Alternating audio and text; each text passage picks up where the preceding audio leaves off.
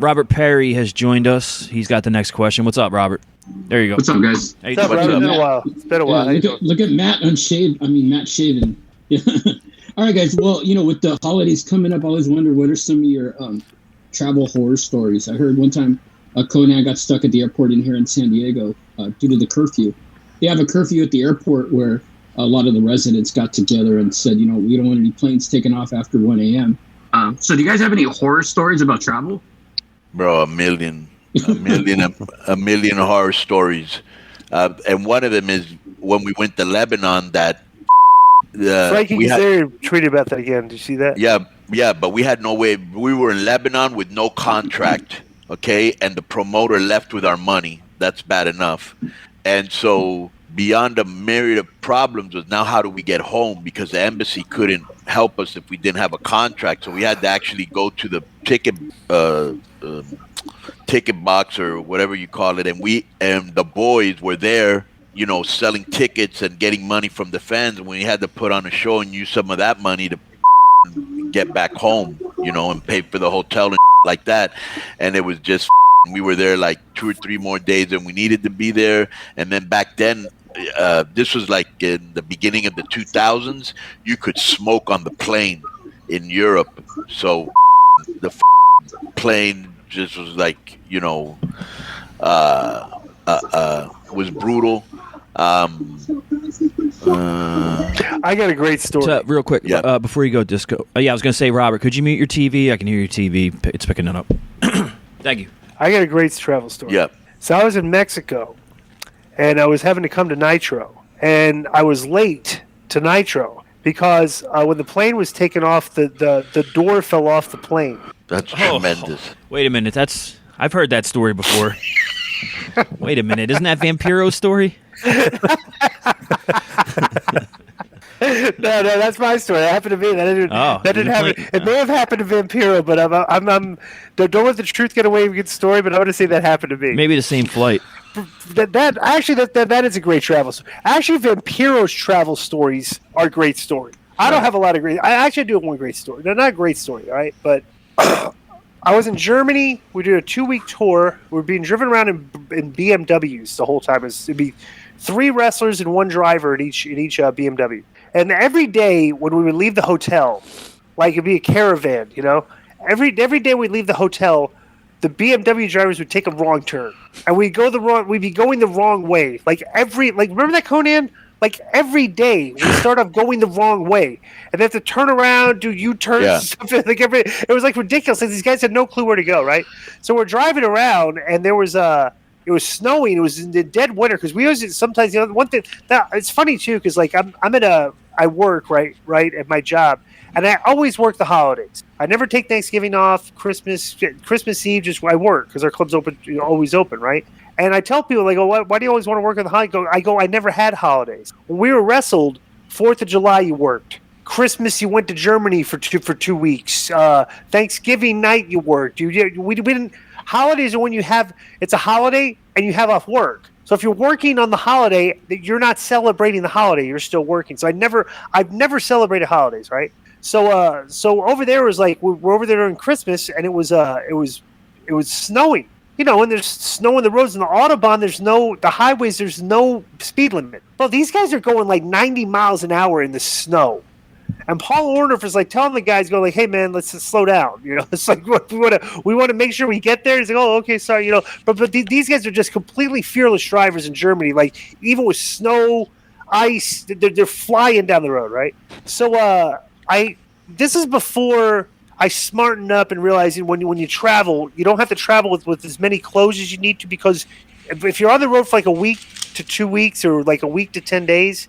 You can always find somewhere. If you're in a town, you're going to have a day, not a day off, but you're going to have a day where you can go find a laundromat and wash your clothes. Or you can even do it in the hotel. A lot of the hotels have laundry, right? So I was carrying around 2 big bags, and you're toting them around and everything. So every morning we were at a different town, and we were having to drive, right? So we'd be waking up at 6:30, 7 o'clock in the morning. You got to be in the road by 8. It's a 5-hour drive and everything. So I'm constantly lifting all these big bags every day, right? So my back started getting a little like, it's a little sore. Like you wake up in the morning, you're not warmed up. You're just like, and you got to carry, you're carrying around like heavy bags, right? So the last day of the tour, literally the last day of the tour, we're doing a show, and I think we're taping back-to-back Thunders. And on the second Thunder taping, me and Alex are supposed to win the tag team titles against whoever the tag team belts at the time. So they had a gauntlet match the show before the second show that was being taped, and I blew my back out. My back finally just blew out. And I was like, oh my God, I got back spasms. And I could not work the second part of the taping. They actually just, instead of just scrapping the match and just waiting for me to get better, they stuck Hugh Morris in my place and had him and Alex go win the world tag team champion. Okay, so I took a couple. So I couldn't walk. I was completely injured. But I took a couple muscle relaxers and drank a couple beers, and it got me comfortable enough to where I could get through the night. Like, so, went to the bar. I was sore.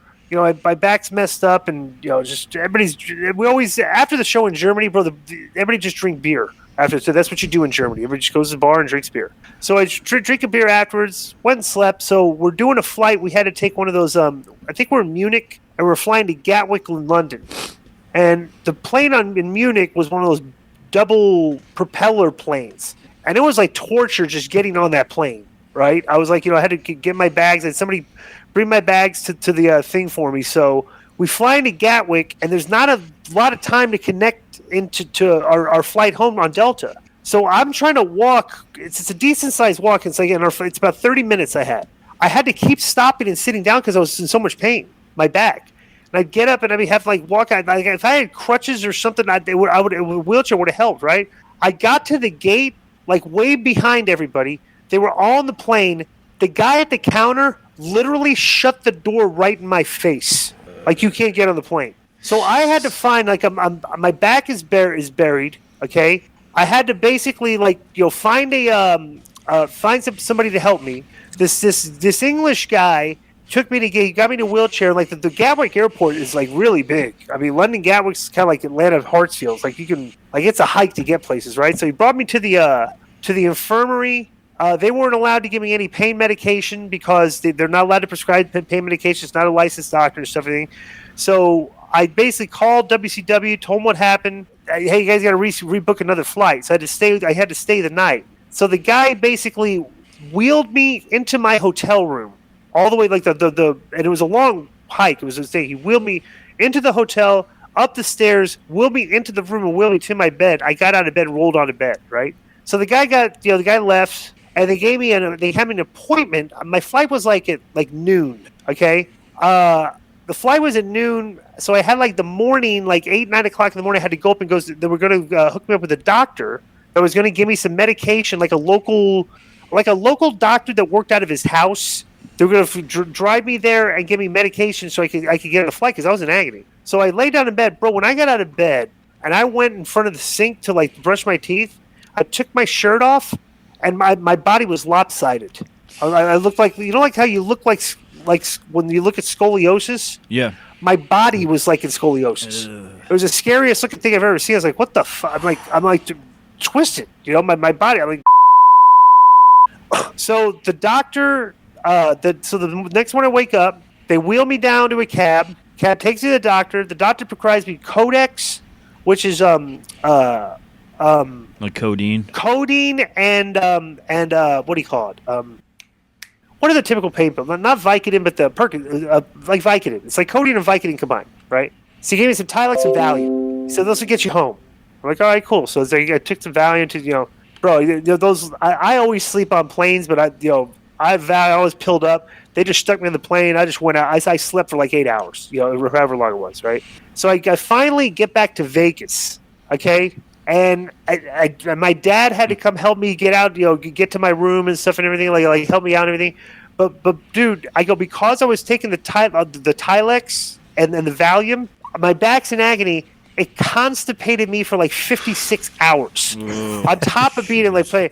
And it was the most miserable experience I've ever had in my entire life. I would not wish that on anybody, but that was my travel experience. But it was the worst 3 days of my life. Yeah, but at least it was just agony, Yeah, but at least when the guy brought you back to his room and he entertained you, you guys became friends after that, and that made the trip. But he was an older English gentleman that accompanied Glenn to his room that night.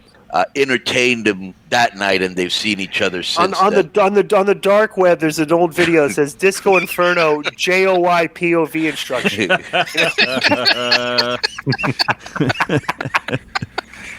Oh shit! All right. But yeah, that's my travel story. Thanks, That's- Robert. yeah. You like that one, Robert? You like my story? I remember that was Germany long trip. as Disco.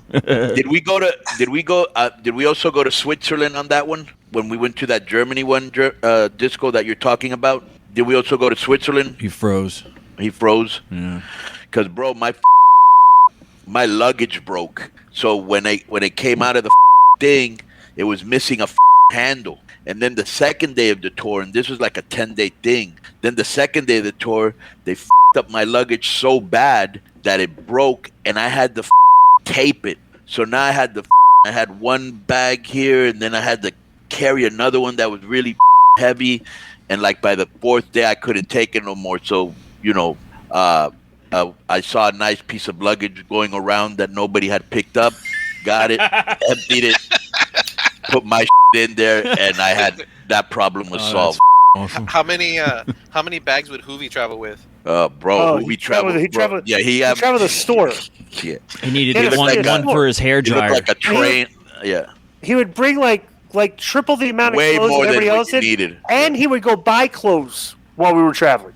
Like on top of that, it was Juicy, unbelievable. baby. Yeah.